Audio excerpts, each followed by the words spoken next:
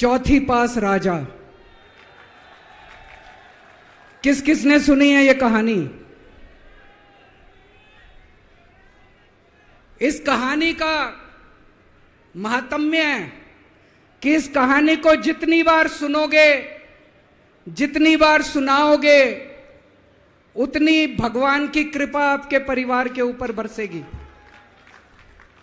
इस कहानी का जितना प्रचार प्रसार करोगे, उतना देश की तरक्की होगी, उतना समाज की तरक्की होगी। तो जिन लोगों ने कहानी सुनी है वो भी बड़े ध्यान से दोबारा सुनना, अच्छे से सुनना और इसका खूब प्रचार प्रसार करना।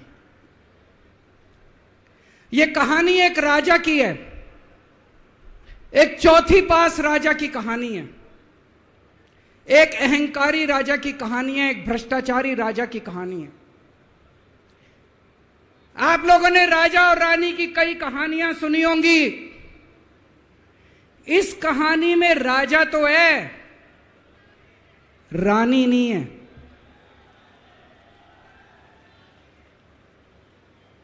तो एक महान देश था, कई हजार साल पुराना देश। उस देश के एक गांव में एक बच्चा पैदा हुआ, बहुत गरीब घर में एक बच्चा पैदा हुआ। तो जैसे गांव के अंदर बच्चा पैदा होने पे ज्योतिषी आते हैं, ज्योतिषी आके बच्चे का भविष्य बताते हैं, ऐसे गांव का ज्योतिषी आया। उसने बच्चे की कुंडली देखी और बच्चे की मां को बोला कि माई, तेरा बेटा बड़ा होके बहुत बड़ा सम्राट बनेगा। माई को समझ नहीं आया, मैं इतनी गरीब, मेरा परिवार इतना गरीब, मेरा बेटा सम्राट कैसे बनेगा। खैर, बच्चा धीरे धीरे बड़ा होने लगा। गांव के सरकारी स्कूल में उसका एडमिशन करा दिया। उसका पढ़ने लिखने में मन नहीं लगता था। पढ़ते पढ़ते, क्लास करते करते चौथी में आके उसने नाम कटवा लिया। उसका पढ़ाई लिखाई में मन नहीं लगता था। बगल में, गांव के बगल में एक रेलवे स्टेशन था। घर में बहुत गरीबी थी। वो बच्चा वहां स्टेशन पे जाके चाय बेचने लगा।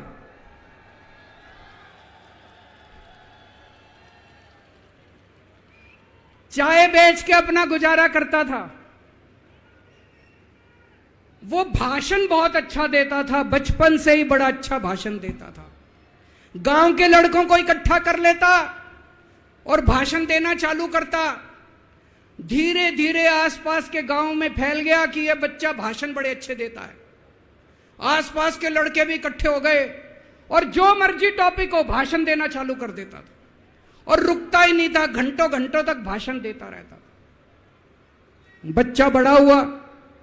ज्योतिषी ने कहा था बड़ा होके बच्चा उस महान देश का सम्राट बन गया। लेकिन राजा तो अनपढ़ था, उसे तो कुछ आता नहीं था। अफसर आते, उस अनपढ़ राजा से जहां मर्जी साइन करा लेते, जहां मर्जी जो मर्जी साइन करा लेते। वो राजा अनपढ़ था, उसे लगता था मैं अगर अफसरों से पूछूंगा तो मेरी कमजोरी सबके सामने प्रकट हो जाएगी। अफसरों को लगेगा मेरे को कुछ आता नहीं है। अफसर जो मर्जी लेके आते थे वहां साइन कर देता था। वो धीरे धीरे पूरे देश के अंदर फैल गया कि राजा अनपढ़ है, राजा अनपढ़ है। राजा को बड़ा बुरा लगने लगा। तो राजा ने कहीं से एक फर्जी डिग्री का जुगाड़ कर लिया।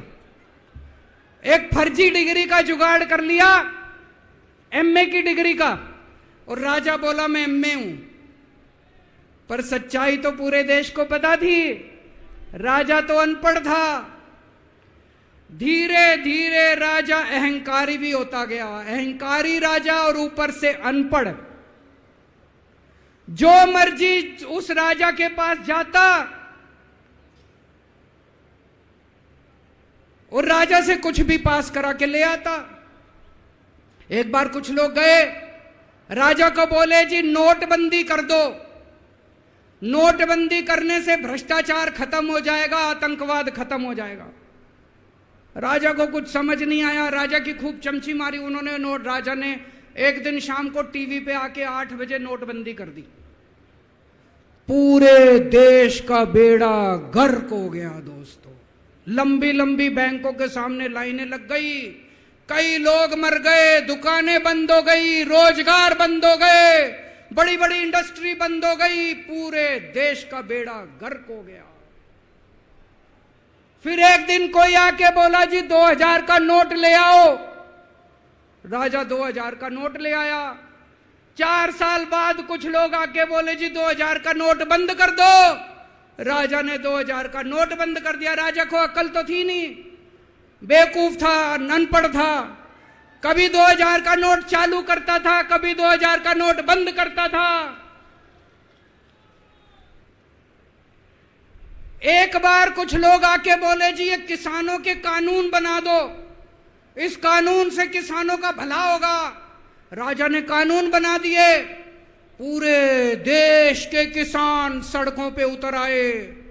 750 किसान मर गए आंदोलन में, और 1 साल के बाद राजा को वो तीनों कानून वापस लेने पड़े। एक बार उस देश के अंदर बहुत बड़ी महामारी फैल गई, चारों तरफ महामारी फैल गई, लोग मरने लगे।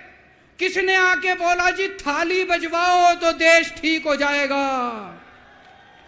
तो राजा ने पूरे देश में थाली और चम्मच बजवा दिए। महामारी तो नहीं बची, महामारी तो फैली रही। किसी ने आके कहा जी डॉक्टरों की जरूरत पड़ेगी, दवाइयों की जरूरत पड़ेगी, इंजेक्शन की जरूरत पड़ेगी, तब महामारी रुकेगी। राजा अपने दोस्तों का बड़ा ख्याल रखता था। उसके दोस्त थे। एक दोस्त ने 10,000 करोड़ रुपए चोरी कर लिए, राजा ने उसको देश से भगा दिया। दूसरे दोस्त ने 20,000 करोड़ चोरी कर लिए, राजा ने उसको भी देश से भगा दिया। पर एक दोस्त ऐसा था जिससे राजा की ज्यादा ही दोस्ती थी। कौन था?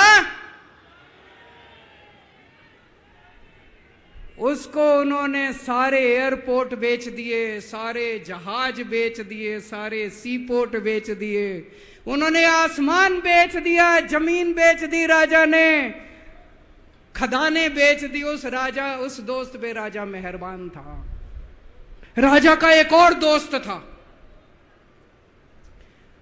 वो दोस्त इतना गंदा था कि उसने कुछ अंतरराष्ट्रीय खिलाड़ी महिलाओं के साथ बदतमीजी करी, लेकिन राजा ने दोस्ती नहीं छोड़ी। मजाल जो उस दोस्त के ऊपर कोई आंच आ जाए, राजा उस दोस्त के साथ खड़ा रहा, लेकिन उसने खिलाड़ियों का सुना। राजा का एक और दोस्त था। उस दोस्त ने किसानों के ऊपर गाड़ी चढ़ा दी, रौंद दिया, कुचल दिया किसानों को। राजा ने अपनी दोस्ती नहीं छोड़ी। इस बात पे तो दाद देनी पड़ेगी कि राजा दोस्तबाज था, 1 नंबर का दोस्तबाज था। चारों तरफ अत्याचार हो गया, चारों तरफ देश के अंदर इनके अपने लोग जो थे वो बलात्कार करने लगे, गलत काम करने लगे, हाहाकार मच गया। जो राजा के खिलाफ बोलता, राजा उसको पकड़ के जेल में डाल देता। एक दिन एक पत्रकार ने कार्टून बना दिया राजा के खिलाफ, उस पत्रकार को उठा के जेल में डाल दिया। एक दिन एक किसी पत्रकार ने उनके खिलाफ कुछ लिख दिया, उसको पकड़ के जेल में डाल दिया। जो राजा के खिलाफ बोले उसका बेड़ा गर्क। कोई जज अगर उस राजा के खिलाफ ऑर्डर करता था, राजा उसको बख्शता नहीं था। चारों तरफ अत्याचार, महंगाई, बेरोजगारी। ऊपर आसमान में देवता ये सब देख रहे थे कि पृथ्वी के ऊपर कितना घनघोर अत्याचार हो रहा है। सारे देवता इकट्ठे हुए, देवताओं ने मीटिंग करी। सारे देवता मिलकर शिवजी महाराज जी के पास गए और कहा, महाराज कुछ करो, पृथ्वी के ऊपर अन्याय हो गया, अत्याचार हो गया, चारों तरफ बलात्कार, चारों तरफ हाहाकार मचा हुआ है, जनता परेशान हो रही है। पृथ्वी जी शिव जी महाराज जी ने अपनी तीसरी आंख खोली और दोस्तों यहां प्रचंड पृथ्वी के ऊपर अजीब अजीब घटनाएं घटने लगी। उज्जैन के अंदर महाकाल की 6 सप्तऋषियों की बड़ी बड़ी 10 फुटा भारी भारी मूर्तियां थी। एक दिन बारिश और तूफान आया और 6 की 6 मूर्तियां टूट गई। लोगों ने कहा बड़ा अपशकुन हो रहा है, बड़ा अपशकुन हो रहा है। एक दिन एक ट्रेन एक्सीडेंट हो गया, 250 से ज्यादा लोगों की मौत हो गई। लोगों ने कहा बड़ा अपशकुन हो रहा है। और एक दिन घनघोर बारिश आई, तूफान आया, ऊपर से आकाशवाणी हुई, सारे देश की जनता को भगवान ने कहा कि आप महान देश के लोग हो, क्या कर रहे हो, उठो, खड़े हो जाओ और इस अहंकारी राजा के खिलाफ सब लोग मिलकर आवाज उठाओ। भगवान आपके साथ है।